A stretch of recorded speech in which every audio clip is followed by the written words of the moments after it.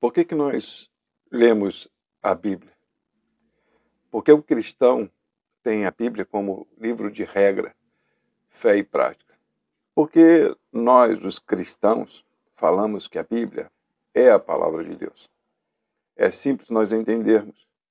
Porque a Bíblia, a palavra de Deus, ela não só contém palavras que Deus disse, mas ela contém revelação da parte de Deus para as nossas vidas. É interessante que quando nós nos convertemos, veio sobre a nossa vida o Espírito que nos trouxe o entendimento de quem somos. Nos trouxe o entendimento de para onde nós iríamos. Quando o Espírito veio sobre nós, e isso é muito fácil para entender para aqueles que receberam a verdade e foram libertos pela verdade, então clareia a nossa mente. Quando o Espírito vem sobre as nossas vidas, nós percebemos o que temos feito, o que fizemos. A Bíblia é o livro que nos dá base à nossa fé, ao que aconteceu no nosso coração. A Bíblia não é um livro onde eu leio simplesmente histórias. A Bíblia é a base onde Deus deixou revelado na história como que é a minha vida, como que é a sua vida, a vida daquele que crê, a vida daquele que não crê, a vida do salvo e a vida do não salvo. É interessante que a Bíblia, ela é um livro que foi deixado como que um manual para que quando viessem as tribulações, as tentações e as dificuldades e os questionamentos humanos, nós pudéssemos olhar para ela e buscar nela a resposta daquilo que já arde no nosso coração, por causa do Espírito de Deus. Por isso eu queria deixar um texto para você que está ouvindo esta mensagem, para que você possa compreender e observar por que é tão importante ler a Bíblia, principalmente aqueles que se dizem cristãos, porque só pode ser cristão aquele que foi tomado pelo Espírito de Deus e agora é regido pela vontade do Senhor. Diz assim lá em João capítulo 14, versículo 26 e 27. Mas quando vier o Consolador, que eu, da parte do Pai, vos hei de enviar, aquele Espírito da verdade, que procede do Pai, ele testificará de mim. E vós também testificareis, porque estiveste comigo desde o princípio. Jesus é a palavra. Eles tinham o entendimento do Antigo. Não havia Novo Testamento, mas a palavra estava com eles.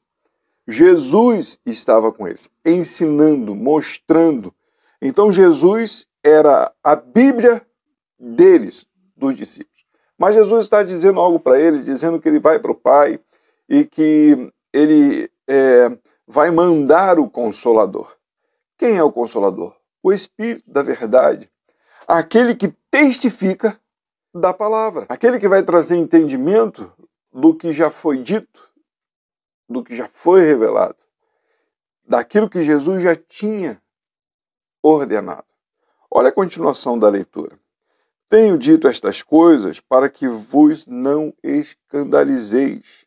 Expulsar-vos-ão das sinagogas.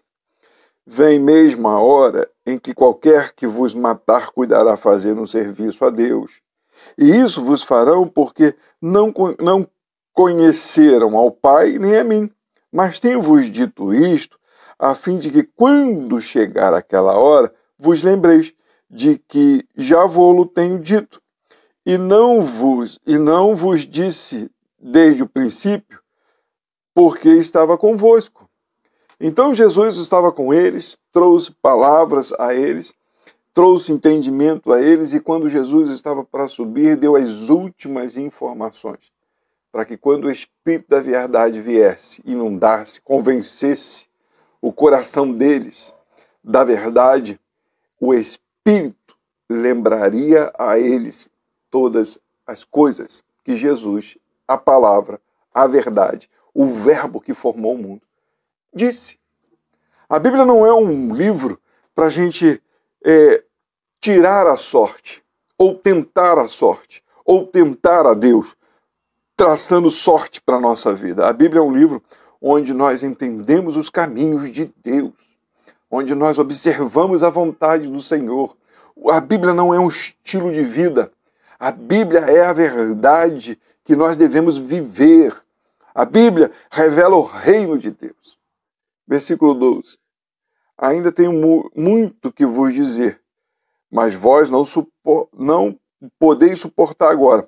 Mas quando vier aquele, o Espírito da verdade, ele vos guiará em toda a verdade, porque não falará de si mesmo, mas dirá tudo o que tiver ouvido e vos anunciará o que há de vir. Então, a Escritura, a palavra, a Bíblia, ela foi deixada para nós, para aqueles que, quando receberem a verdade, o Espírito da verdade, possam entender nos seus corações, que são fracos, e quando vier o Espírito da verdade, ele vai trazer o entendimento daquilo que foi cumprido e está escrito. Paulo vai revelar isso lá em Gálatas. Ele vai, pelo Espírito de Deus, deixar escrito para que quando as coisas acontecerem na nossa vida, a gente possa entender e compreender para onde devemos ir e como devemos proceder. Lá em Gálatas capítulo 5, versículo 16, diz assim: digo, porém, andai em espírito, e não cumprireis a concupiscência da carne. Ele diz, porque a carne, versículo 17, cobiça contra o espírito, e o espírito contra a carne. E estes opõem-se um ao outro, para que não façais as coisas que quereis pelo espírito. Mas se sois guiados pelo espírito, não estáis debaixo da lei. Porque as obras da carne são manifestas, as quais são adultério, fornicação, impureza, lascívia, idolatria, feitiçaria, inimizades, contendas, ciúmes, iras, pelejas, dissensões, heresias, invejas, homicídios, bebedices, glutonarias e coisas semelhantes a estas, acerca das quais de antemão vos declaro, como também já antes vos disse, que os que cometem tais coisas não herdarão o reino de Deus.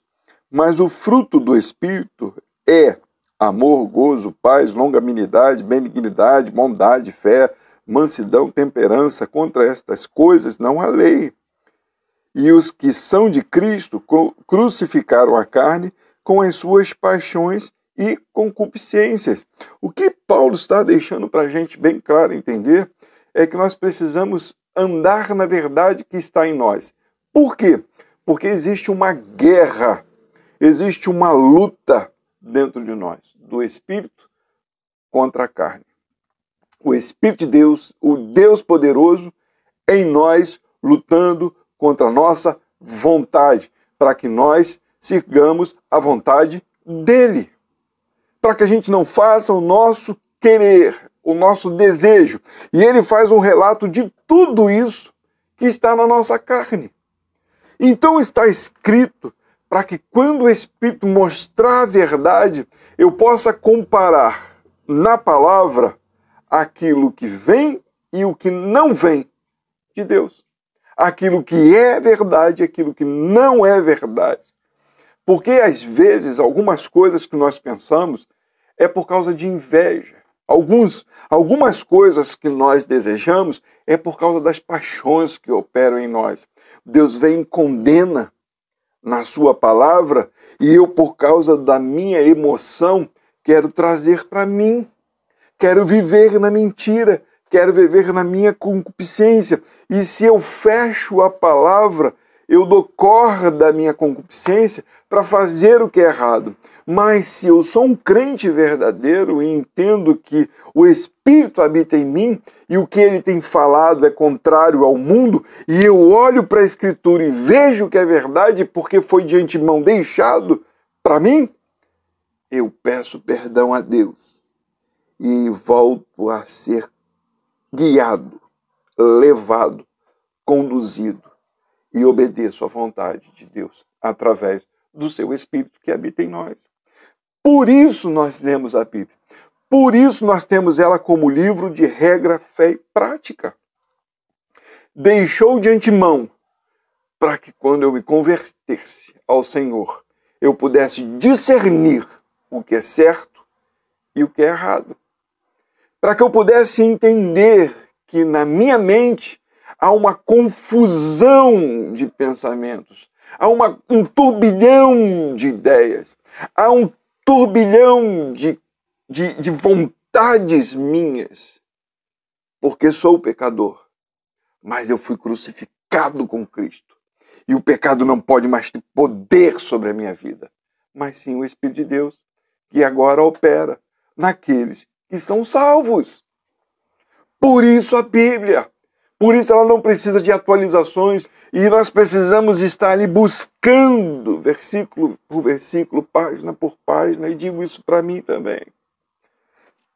Para que tudo que estiver à nossa frente, à nossa volta, tudo que estiver nas nossas mãos, nós possamos olhar e comparar e observar.